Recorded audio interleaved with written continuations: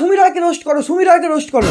তো তোমাদের মধ্যে এই কমেন্টটা অনেকজনই করেছিলে, তো তাই জন্য আমি একটা গভীর রিসার্চে নেমে পড়লাম যে এই সুমি রায়টা আবার কে। কিন্তু তারপর যখন এর ইউটিউব চ্যানেলটা খুলে আমি এর সাবস্ক্রাইবারটা দেখলাম, তখন আমার তলাকটা গলা চলে এলো। তো তারপর আমি এর চ্যানেলটা খুলে কয়েকটা ভিডিও দেখলাম, তো দেখলাম যে নরমালি ভিডিও করে। তোমরা কেন বলছো কি রোস্ট করার কথা? কিন্তু তোমাদের উপর আমার ফুল বিশ্বাস ছিল যে তোমরা বলেছো মানে কিছু না কিছু ভুলভাল ভিডিও বানায়। তো তাই জন্য আমি অনেক খুঁজে খুঁজে ফাইনালি এই ভিডিওটা বের করলাম যে আমাদের বংশের একজন মারা গেছেন আর আমাদের গুরুদশা চলছে। তারপর বুঝতে পারলাম এ তো আমাদের সেই শ্রাদ্ধ বাড়ির ফেমাস মামুনি।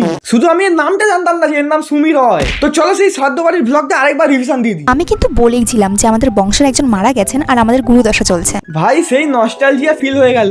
আমি তো একে নিয়ে কোনো ভিডিও বানাইনি, কিন্তু অনেক বড় বড় রোস্টারদের একে নিয়ে ভিডিও বানাতে দেখেছি। তো সেই বাড়িতেই আজকে শ্রাদ্ধ অনুষ্ঠান। আর ভাই সেই স্পেশাল পিছনে হাত দেওয়া পোজ, ওফ ভাই এটা তো অর্ধেক ওয়েস্ট বেঙ্গল ফিদা। আজকের এই লুকটার সাথে এই হিলসটা খুবই মানাচ্ছিল। ফ্যামিলি গিয়া ভাড় মে ভাই, মুঝে তো আপনার মেকআপ সে মতলব है। কিন্তু তারপরেও আমার মনে হচ্ছিল যে একটা ভিডিও থেকে লোককে জাজ করা উচিত নয়, হয়তো সে এটা ভুল করে বানিয়ে দিয়েছে। তো তাই জন্য আমি রিসার্চটাকে আরেকটু গভীরের দিকে নিয়ে গেলাম। তোমরা কি এরকম কাউকে জীবনেও দেখেছো যে শ্রাদ্ধ বাড়ি ব্লগ করে, যে এক্সাম দিতে যাওয়ার সময় get ready with me shoot করে? মানে মোদ্দা কথা হচ্ছে জীবনের উপর দিয়ে যতই ঝড় জল সুনামি যাক না কেন, get ready with me shoot করাটা ম্যান্ডেটরি। আমি এটাই মনে করি যে রেডি তো আমাকে হতেই হবে। হ্যাঁ রেডি তো হতে হবে, কিন্তু এক্সাম দিতে যাওয়ার জন্য এরম ভাবে রেডি হয় না, এরম ভাবে রেডি হতে হয়। নাহলে এক্সামের পর মা বাবা এটা দিয়ে রেডি করাবে। কেননা সেটা ক্যামেরা অন করে রেডি হয়ে নি, তাহলে আমার একটা কন্টেন্টও হয়ে যাবে। না সেটা খুবই ভালো কথা, কন্টেন্ট বের করো বের করো, তবে তো আমরা কন্টেন্ট পাবো। পরীক্ষা দিতে গিয়েও আমি ভ্লগ শুট করব। দেখো ভাই, নয়তো এই টপার নয়তো ভাই একদম ব্যাক বেঞ্চার, কারণ এরকম কনফিডেন্স ওই দুজনের মধ্যেই থাকে। বাকি আমাদের মতো মাঝখানে যারা ঝুলে তারা তো ভাই টেনশনই অর্ধেক জিনিস ভুলে যায়, লাস্টে নিজের নামটা অন্যের থেকে কপি করে। আর এদের একবার দেখো